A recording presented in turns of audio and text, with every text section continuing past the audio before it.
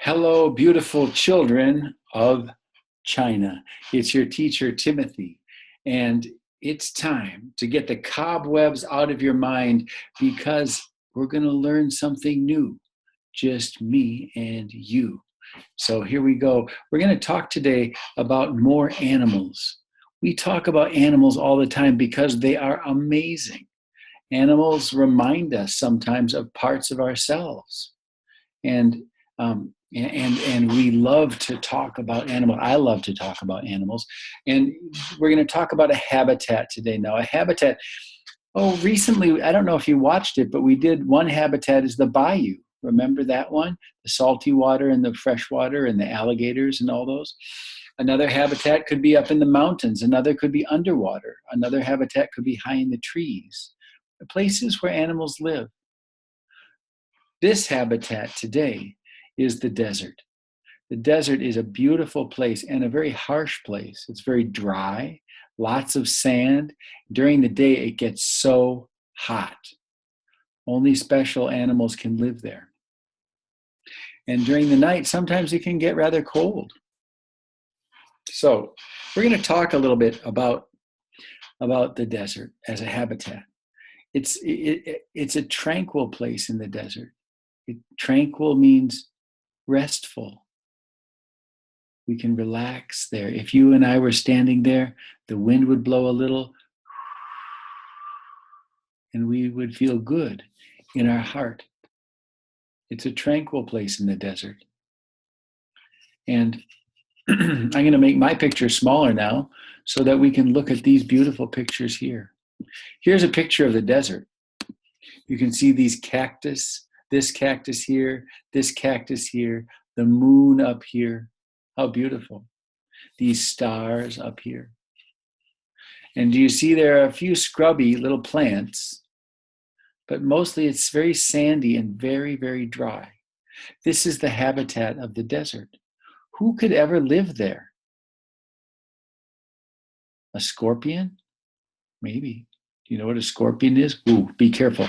Okay, so we're going to go further. Oh, look at. Now, during the day, these animals come out. A rattlesnake. Do you see the rattlesnake here? I love the rattlesnake. This right here is a shaker at the end of their tail. When they get angry, they rattle their rattlesnake. That's why they're called a rattlesnake. On the end, they have a rattle. And if you count the rattles, 1, 2, 3, 4, 5, 6, 7, 8, 9, 10, 11, 12, that's how many years they've been alive, I think. Is that right? Anyway, maybe it means how many times they've shed their skin. But you can count the rattle and you can know about their age. And here is a lizard. And here is a tortoise. All of those creatures at night, this is their habitat, the desert. All of them might climb under a rock at night and be protected. And there they can hide. But all of them in the daytime, when the sun is shining, they can tolerate that high temperature. Tolerate. That means they can put up with it. They can live there. They can tolerate, even though it's very difficult. They can tolerate it. Some of the reptiles that live in the desert. But here we go. Now things are getting interesting. Hold on, let me start my timer just so that I can know exactly how long we've been going here. So this animal, can you tell me the name of this animal? I'll give you a hint.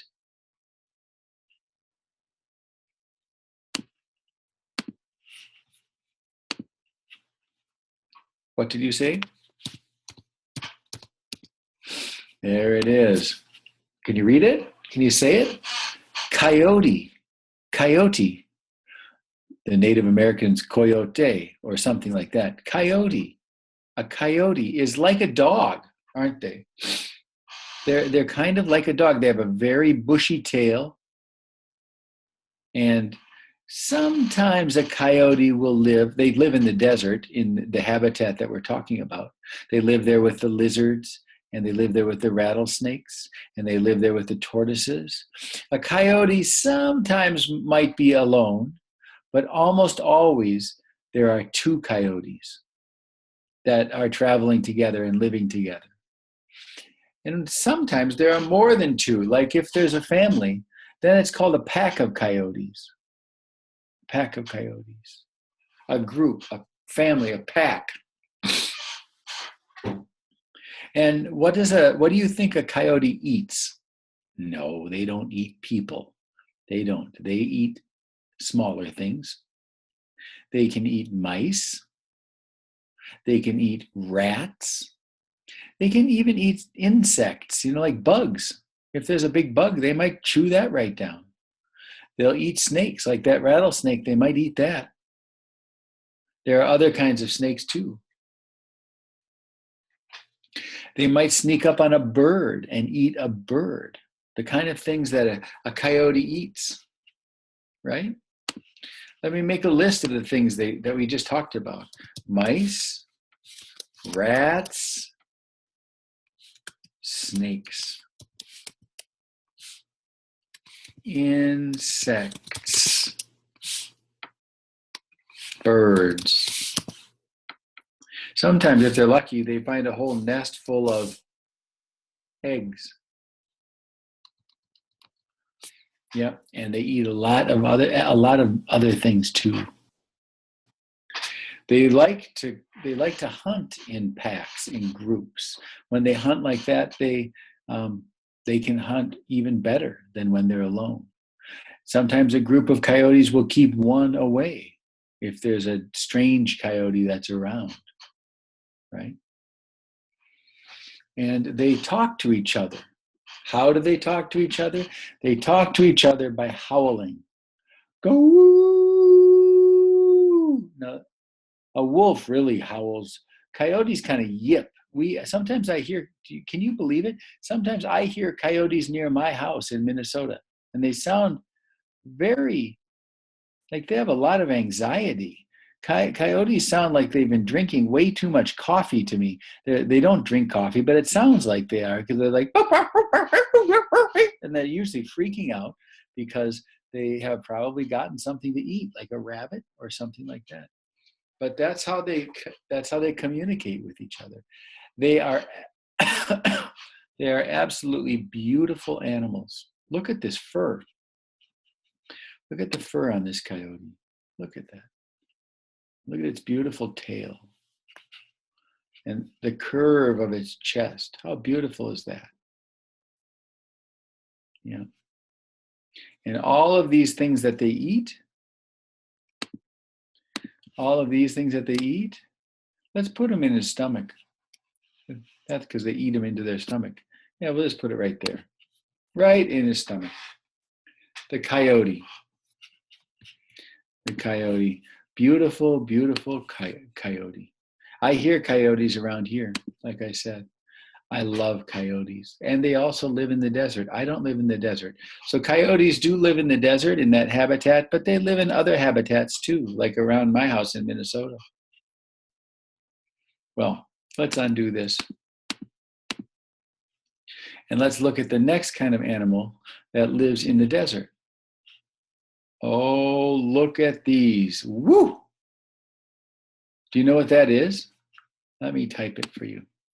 See if you can read this word.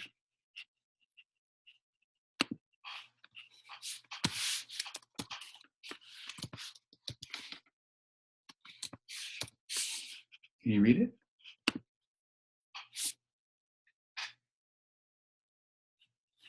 Maybe I should move it. I can see it better right there. Each one of these animals is a prairie dog. A prairie dog. These are prairie dogs. Now, do you think that they're like a dog? They're not like a dog. Why do they call them dogs? I don't know. They're really much closer to a big rat or a mouse, a rodent. A rodent. But they're beautiful and they're very interesting. They have big families. They have big families, and they're about the size of a rabbit. I would say they're about the size of a rabbit. And when they want to talk with each other, what do?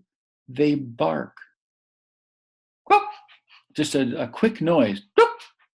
I've seen them do it. They usually kick their head up when they do it, and they bark. That's how they got the name dog, because they bark like a dog. So somebody calls them a prairie dog. Now, prairie dogs sometimes live in smaller groups. They dig holes. You can see right here that they have been digging, and they've dug a hole right down in there, down below there. Yep, right down in there. They've been digging a big hole, and it's not just one hole. These prairie dogs dig many holes that connect, and they call them burrows. And sometimes they dig such big burrows, and there are so many prairie dogs there, that they call them a prairie dog town or a burrow town, like a city or something. There are so many prairie dogs in the desert, in that habitat, that they have a burrow town. What kind of why do they live together, these prairie dogs? Why do they what is good about living together if you're a prairie dog? Well, one thing, they share food. They help each other eat when they're living down in their burrow town, underground. And they also groom each other. You know, like this one right here, this one might start to lick this one and fix the hair right here. And this one might turn around and fix the hair right here. And they lick each other and groom each other, take care of each other, clean each other when they're together in their burrows. Sometimes when prairie dogs meet, they kiss, they kiss each other on the lips. I don't know if they're in love or that's just what they do, or they're smelling each other. I don't know, but it looks like a kiss. These prairie dogs that live in the desert habitat. When it gets cold in the wintertime, sometimes in the desert it gets cold, prairie dogs do something special. You know what they do when it starts to get cold?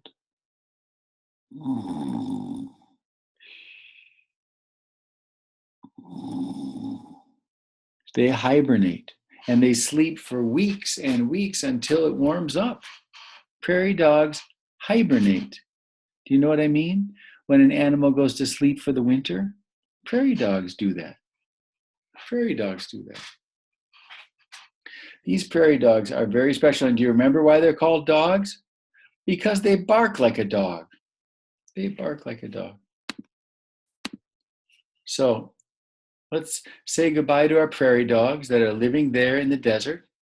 And what is here? What a tree. I see a tree. Oh my goodness gracious, dearie me. Look at these.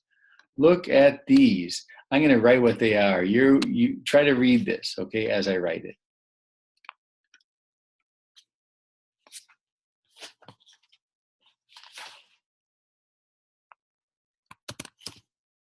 Can you say that word?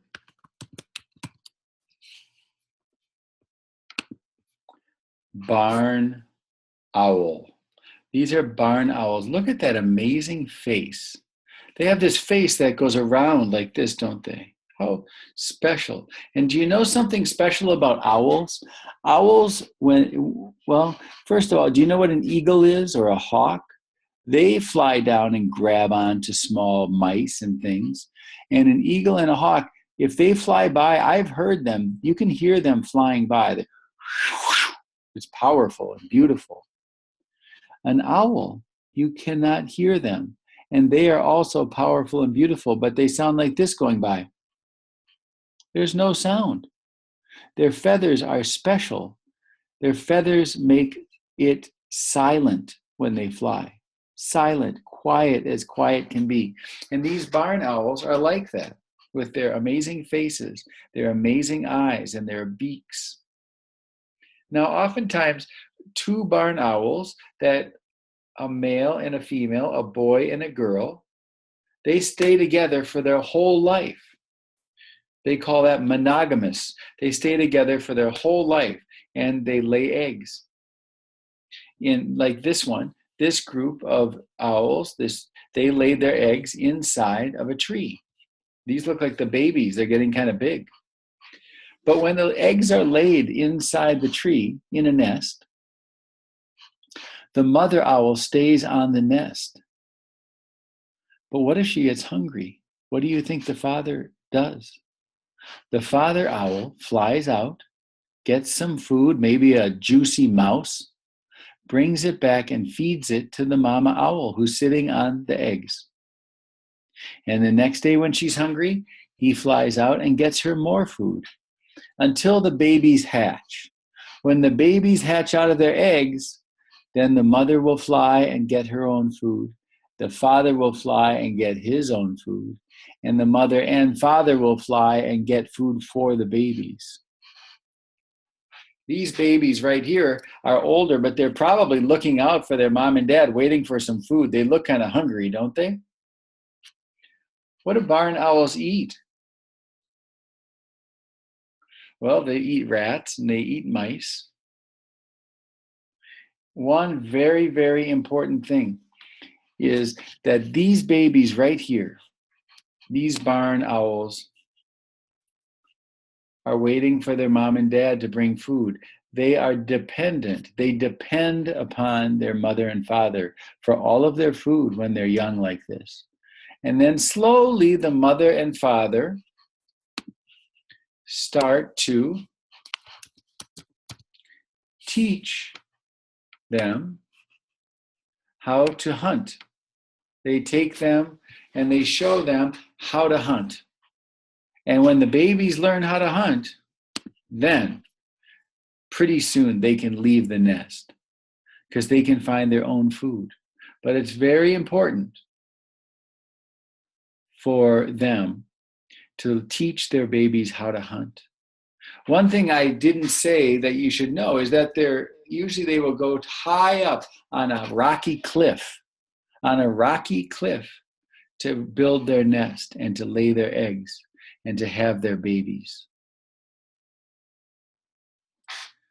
These animals also live. The barn owl also lives in the desert. What beautiful animals they are. Let's go through them again. What are these? Can you say it?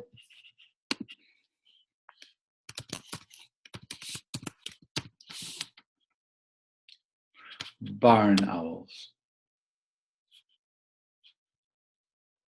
Yep. Let's go above and let's see. Can you remember what these are? And can you remember how to spell it?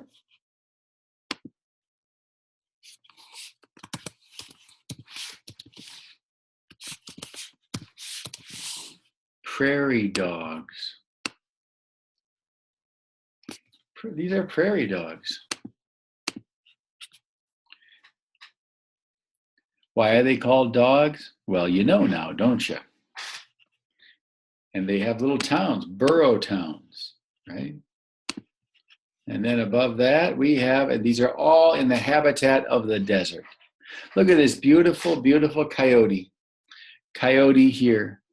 Remember what it eats? It eats mice and snakes and all kinds of creatures that are in the same habitat in the high desert.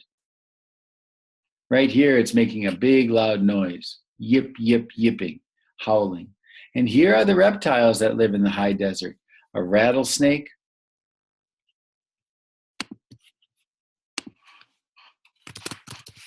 Rattlesnake.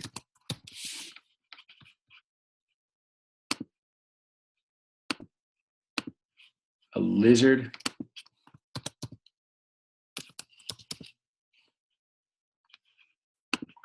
Lizard.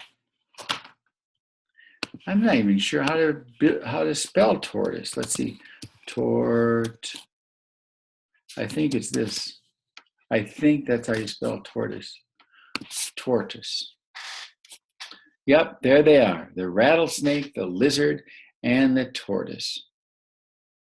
They live in the habitat of the desert, don't they? And let's go back up and just take a peek at the desert again. The beauty here, right?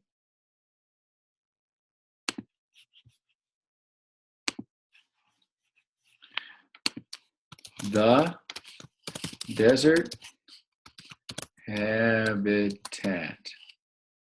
That's what we're talking about today. The desert habitat, right? The desert habitat.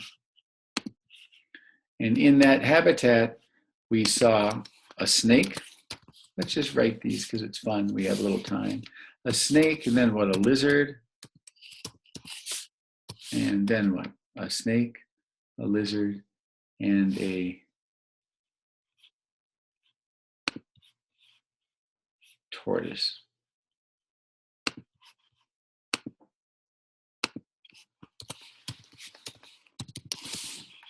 And a tortoise.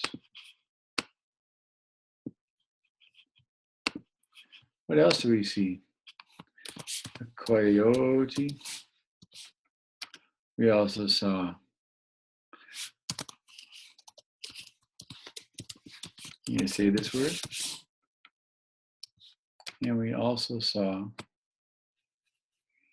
what kind? Barn owls.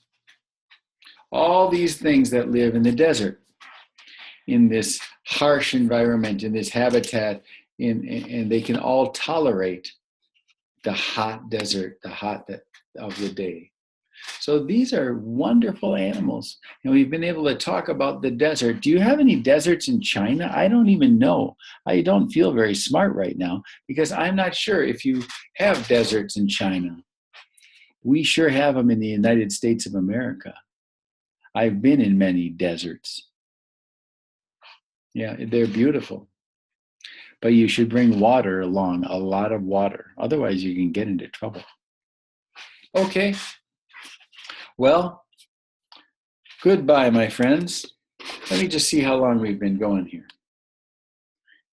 Goodbye, my friends.